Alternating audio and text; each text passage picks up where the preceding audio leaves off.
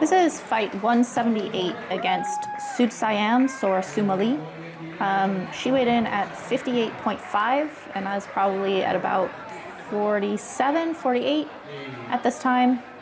So pretty significant weight difference. But there's a little bit of history between me and Sudsiam. This is at Thai Stadium in Chiang Mai, where when I was a fighter up at Lana Muay Thai, we didn't fight at this stadium really. There was just a thing with the current promoter and the current gym situation that we weren't fighting here. But then right before I left Lana, I started booking my own fights and I started fighting at Thai. I got a relationship with Cobb Cassette, who's the promoter here. And so I'm already at Petrungrung at this point. I'd moved down to Pattaya and I was coming back up to Chiang Mai for fights. And Dang, who's in my corner, he had been my trainer at Lana Muay Thai. And the history with me and Sudsiam meeting now at this stadium that we never would have fought at before when I was up at Chiang Mai is that I fought Sudsiam's sister, who's named Yodying. I'd actually fought her about a month before this. Yodying weighs like 51 and a half, but Yodying and I had fought each other like 13 times or something, like so many times when I was up in Chiang Mai. She was like my go-to, I don't know, not my nemesis, but like we fought many times. She's southpaw, she's very good, and she's just kind of like this person that I met all the time. And then Sudsiam is her older sister, and when I was still up at Lana, I fought Sudsiam at like a festival fight, and she was like the bigger, older sister, also southpaw of Yodying, and I lost, and I was so upset. She became like my nemesis because I couldn't fight her. Like I did not do well against her. And so when I'd gone to Pattaya, I'd been there for, I don't know, maybe a year or something, maybe 2 years. I'd been down in Pattaya for a while and I was coming back up to Chiang Mai to fight. And Yodying and Sudsiam were not like in the mix at the time that I was doing this. And so it'd been a couple of years and all of a sudden they're like, you're fighting Yodying. And so I came back and I wasn't sure how that was going to go, fighting Yodying after so many years not fighting her and having moved down to Pattaya. My Muay Thai had changed quite a bit. And I came back up and it was like a really good fight for me. And so they booked me against Sudsiam, her older sister, who you're looking at here, for maybe 2 fights after that one. So I fought Yodying and then I fought 2 fights and then I came back and was fighting Sudsiam. And so I kind of think of Sudsiam as like the end guy. That like, if I beat Yodying, her younger sister, I have to face the bigger, better older sister of Sudsiam. They're actually quite similar, but Sudsiam is way more defensive. She's very difficult to fight. So I remember being very like worried about fighting Sudsiam again because when I was up in Chiang Mai facing her as the end guy, I could not beat this end guy. Like, I really wanted to beat her, but it was just so hard to fight her with that size difference and the way that she fights. So coming back up after having gone and done my like training quest, having moved to Pattaya and training at Petrungrung, and having many, many fights since I had faced either sister in Chiang Mai, I was very much thinking about what it would be like to face her. She was in my head in terms of like being able to face her after going and getting all of this other side quest experience.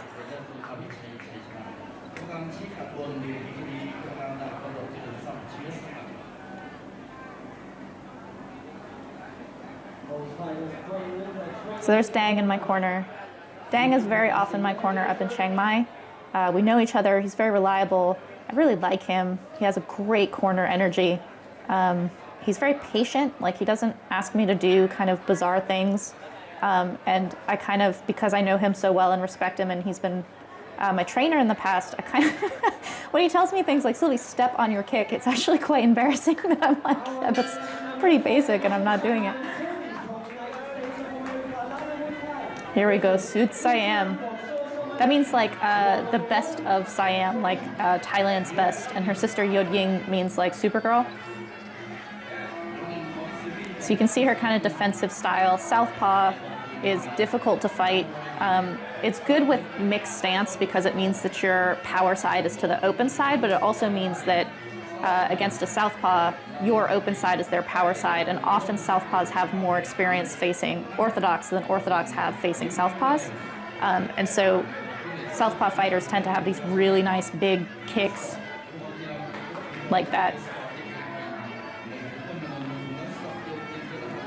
My pace is kind of nice. You can see that I'm kind of like trying to come in with my front side a lot, which against a southpaw doesn't do what it would do against an orthodox fighter. I've got some follow through there. This is her style that you're seeing here, how she just kind of like inches back, and then fires that big left kick into my open side. You can win a fight this way as this kind of fighter against tons of different styles. Like, you're basically just timing this like big point.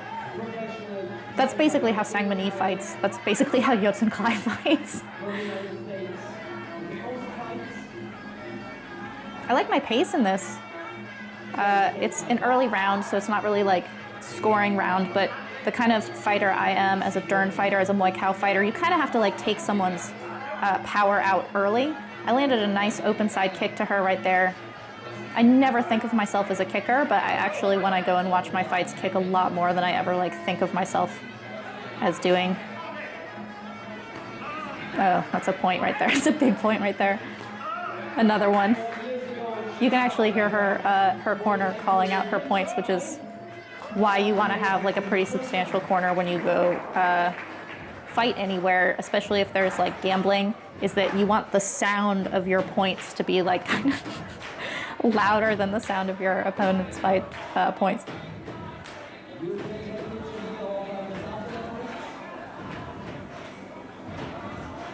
So there's another man in my corner. You can see him kind of behind me. His name is Noi, and he had a fight fairly recent in the last couple of years. He's up there. He's in his 40s, probably close to 50, and he had a fight at Taipei, like completely covered in blood. He got cut in the fight, but he ended up winning. And so my picture of myself with a bloody face, which is a lot of pictures of me with a bloody face, and a picture of him with his bloody face are like next to each other at Taipei as an advertisement, and we like to go point it at like same. So Dang's not really giving me advice yet. Again, it's rounds 1 and 2, so like these are not even really scoring rounds yet, but he's just trying to like get my strategy down a little bit. So he basically wants me to stay in closer, and when she comes to kick, just dodge back. So that gesture he's making there is like stay close, dodge away from the kick, and then fire back. So he wants me to like cross to her body. Because she's southpaw, my right cross to her body after a kick, she would be very open to. That's her sister, Yod Ying, doing the corner for her. You can see she's a little bit smaller. I'm drifting right already, which you don't want to do against a southpaw fighter because you just kind of drift into their kick. So I should be going left, but I'm kind of cutting off a little bit better, and I'm doing what Dang asked me to do, which is staying in. So I took a couple of kicks because I'm staying in. He told me to dodge back and like not get kicked, but I'm not bouncing out. Look at that, she's just like firing kick after kick. And I'm eating them basically. That's fine. As a Muay Thai fighter, you can take a lot of points as long as you get into your range and make them pay for it. I'm not doing that yet. Hopefully I do. Cutting her off there, that's nice. Followed her. She was trying to drift over this way to set up for her big left kick. When I get her against the ropes, she's actually using her weight by jumping entirely on me. She outweighs me by 10 or more kilos, which is like 20 pounds, so 25 maybe, it's a lot. Cutting off the ring, good. Turning a little bit sideways, which is not good because that's my open side for her big kick, but now I have her in the clinch, which is my game. This is why you can take so many points on your way in, is that once I get to my position, locking her like this, my head's tucked in, we call that the tick. Me and Kevin, you tuck your head in, and basically she can't get out of this lock, and I can just keep scoring. She's doing a really good job of like turning to basically try to keep me from being able to score, but that break there is, I won that exchange for sure. So basically it's a battle of distances. Her style, she wants to be farther away and just land this kick as I come in, and I want to be fucking in there. See how I've got her completely tied up, and she is scoring back. That's a good score right there, but it's like 1 to every 3 of mine. So this is where I end up taking a lead. There we go. The Sylvie special, the like one knee after the bell. I don't always hear it. So you'll see what Dang is doing. He's pulling my shorts up and he's pushing into my abdomen. You'll see people in the corner do this when a lot of knees have been exchanged. It's a way to like relax the stomach muscles. I don't know entirely where that comes from, but it happens all the time. You'll see it if you're watching fights. If you are a fighter and you've just exchanged a lot of knees in a round, they will automatically do this. They pull your waistband off and they push on your abdomen. I never feel any kind of difference, but sometimes they'll like slide their hand down your abs in this kind of like pressing the muscles down, and I think it kind of helps you breathe better. Like if you're breathing fast, you're a little bit out of breath, and they do this. It's a little bit like hyperventilating, breathing into a paper bag or something. It does slow your breathing. Dang's putting more Vaseline on my face. Sudsiam isn't throwing elbows or punches or anything like that, but I do cut, so as someone who knows me, he's just getting ready. You can see in her corner, they're doing this thing with the towel. They're spinning the towel to kind of like fan her, so it's a way to cool her down. Usually you wouldn't see that between round 2 and 3 because 3 is when the score really starts mattering. So you'd actually see that 3 and 4 maybe trying to like chill your fighter out, but that second round was a little bit higher volume than the narrative of fights generally would go. Oh, she just starts out each round so strong with just this like repeated kick, and she's not burning. She's not like bang, bang, bang. She's timing it. Like each one is super distinct. I've got her arm hooked and she's actually scoring on me. I'm trying to get my arm in. I'm trying to pull my left arm back. I had over grabbed. And so I'm trying to pull my elbow. There we go. I got my elbow to the front of her body and now she's fucked. My arm went back over, so now I've overturned again, and I'm gonna have to reorient my body so that I can control her and me at the same time. Ah, that's what Dang asked me to do, but not a body shot. It's my grab. She's actually got a good lock on me there, but my lock is the same as hers. Positionally, we're 50-50, but my knees are scoring better. See how I got 2, and then she gets kind of like her leg just barely comes up?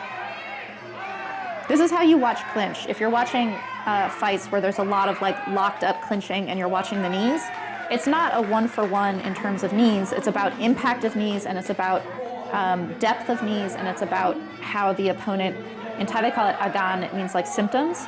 So if they show that that knee affected them, that knee scores higher. So this with this twisting, this turning, and we're doing like knee for knee, she's actually getting 1 for every 2, and mine are each quite impactful. They're not just the leg raising up. She didn't answer that one, and she got very still off of it. So that's a pretty good point for me. This ref is pretty good at not breaking it, actually. He lets it get kind of stuck in the rope before he comes and breaks it.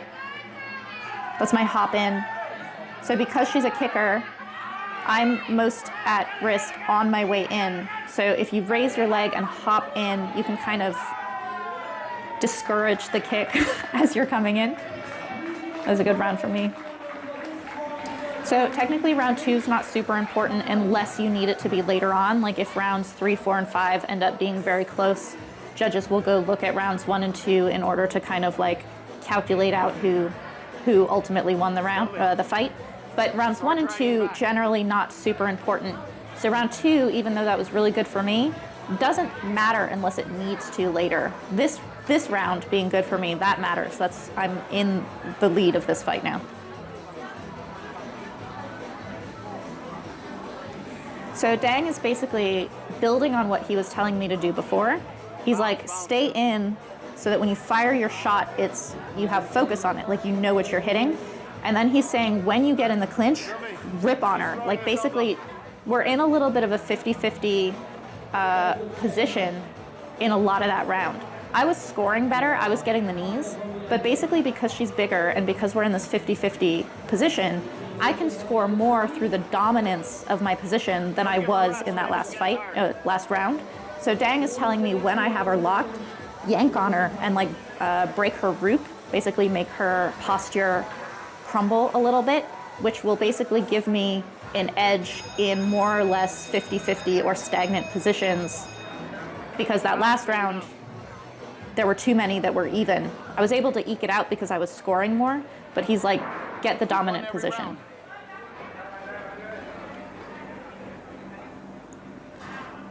Round 4 is good for me because usually I make my opponent pretty tired in round 3. So round 4, if I can keep building on that, is usually quite good for me. Oh, that was a nice right hook from her. She's changing up a little bit. She's actually trying to kind of coax me a little bit with her hook before I make my entrance, and then hit me with the kick as I make my entrance.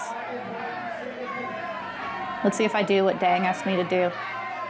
She's scoring better than she did in the last round. See how much more active she is? And I'm kind of like trying to off balance her with some upper body turns. But I need to be yanking on her the way that Dang said. Oh. So there's what he was asking me. There's a dodge back and then an attack. She's actually throwing more than I am now, but see how she's missing? See how her knees are like sliding past me and she's basically just like mush-kneeing them up? Diesel Noi would not approve of these knees. But because she's doing that so much, I should be doing what Dang said in ripping her in order to off-balance her. But there, I broke her position, so that was dominant for me. Oh, nice block. Dang is yelling for me to keep my hands up. When I get a little tunnel vision coming in, sometimes they can get a little bit low, and that's dangerous for elbows, head kicks. So here, now that we're against the rope that's close to Kevin's camera, you can see a little bit how like the position up top is pretty even. And so you have to watch the impact of the knees and see how she's sideways? That's not good for her. If she was facing me, that would be more 50-50. Go, go, go. Go. She's leaning back more on her kicks, which I don't know if that's out of fatigue or because she doesn't want to be grabbed. She actually has a better grab than I do in this position. I'm on the outside, but I'm able to keep scoring from a bad position. That was pretty good for her, actually. The difference between round 3 and 4 for her, she actually caught up a little bit. I think I still won that round, but she fought back, like she was fighting back to gain ground in that position rather than it being like 3-4 mine, and so it's easy. If you can have a 3 and 4 rounds that are like both very dominant, that's why you'll see someone kind of take round 5 and just start, you know, they'll do a little bit and then they'll start dancing backwards. That's if 3 and 4 were like dominant, full score on one side. She went up a little bit, like she fought back a little bit, which means that going into round 5, I have to re-secure, re-establish my dominance, and then I can kind of be like, okay, this is done. But I can't just go into round 5 being like, I totally have this in the bag, given how she performed in round 4. He's telling me to pull her off the ropes. So before, when he was saying break her root, like break her composure, that was kind of a in the middle of the ring situation. She keeps guiding us into the ropes, and I'm allowing her to put us in the ropes. And because she's so much bigger, if she leans on me or anything like this, it just makes a completely uphill climb for me. So when we're against the ropes, which is when the ref will come and break us, don't let the ref come and break you. So I have to rip her off of the ropes and get us back into the middle of the ring with clinching. When I clinch in the middle of the ring, I score really well. But if she can keep us against the ropes, she can score, and then the ref comes and breaks us, and it's actually really good for her. Yokti ha, yok suk thai.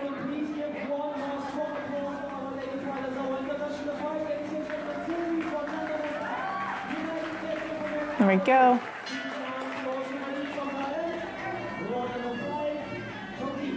So she's been going backwards this whole time, right? So she's starting out round 5 the same way that she's been going this entire fight.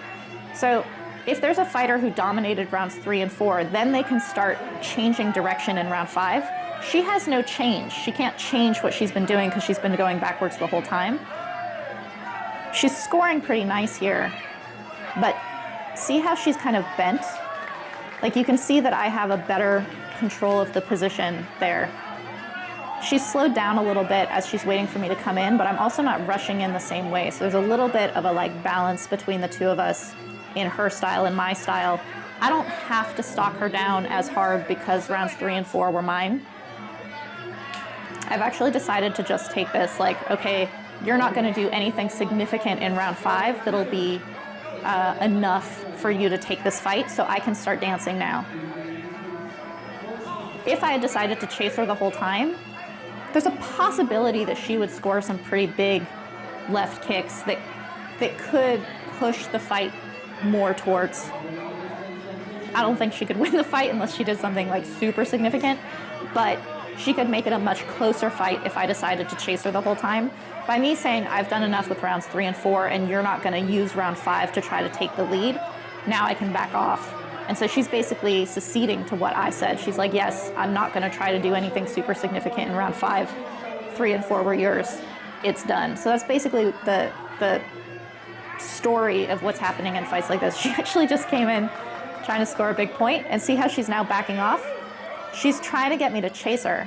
If she scored that and was like, now I win and I'm gonna back off, and I followed her, that would be me being like, oh, that was enough, now I have to get her. But I'm like, this isn't even close.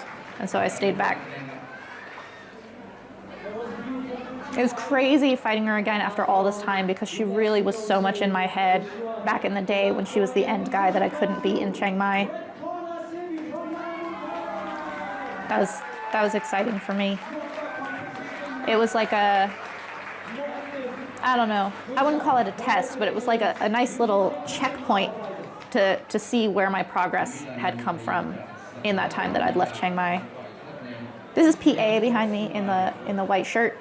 She is wonderful and has been a supporter and fan of mine in Chiang Mai since I was first up there, which is great. He's a trainer at one of the gyms. He's wonderful. He has 2 fighters who I fight many times. He's talking about my tattoos. He has Nong Benz, who I fought quite a few times. This guy does before and after photos of fighters. So then after a fight at Taipei, you basically just walk behind the crowd and go take your gloves off, take some photos if people want some photos.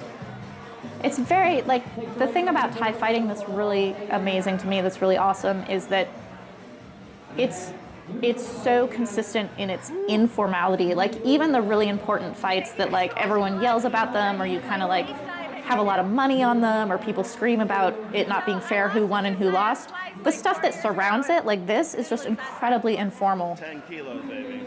Yeah, 10 kilos. 10 kilos. 10 kilos difference. It's like 25 pounds. This is a nice painting on the wall of Taipei that says the name of the stadium. People will come and take photos in front of this after the fight. That looks like a nice one. I'm always really stoked when people come up and say hi to me and they're like, I follow your page. Just come say hi after, they're excited to see me fight live or something. It makes me very happy that there are people watching who get to share this experience with me. I'm glad I'm not doing this in like a vacuum or something. You can see how big I am. I'm massive.